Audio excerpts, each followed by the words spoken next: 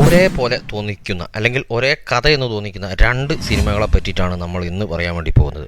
ഒന്നാമത്തത് 1992 ഇറങ്ങിയിട്ടുള്ള പപ്പയുടെ സ്വന്തം അപ്പൂസ് എന്ന് പറയുന്ന സിനിമയും, രണ്ടാമത്തത് 1995 ഇറങ്ങിയിട്ടുള്ള നമ്പർ 1 സ്നേഹതീരം ബാംഗ്ലൂർ നോർത്ത് എന്ന് പറയുന്ന സിനിമയാണ്. ഈ രണ്ട് സിനിമയുടെയും കഥ എഴുതിയിട്ടുള്ളത് ഒരേ വ്യക്തി തന്നെയാണ്. അതെ, ഫഹദ് ഫാസിലിന്റെ ഫാദറായിട്ടുള്ള ഫാസിൽ തന്നെയാണ്. രണ്ട് സിനിമകളിലും ഈ കുട്ടികൾക്ക് അമ്മയില്ലാത്തതായിട്ടാണ് കാണിക്കുന്നത്. രണ്ട് സിനിമകളിലും പ്രധാന കഥാപാത്രങ്ങളായിട്ട് വരുന്നത് കുട്ടികളാണ്.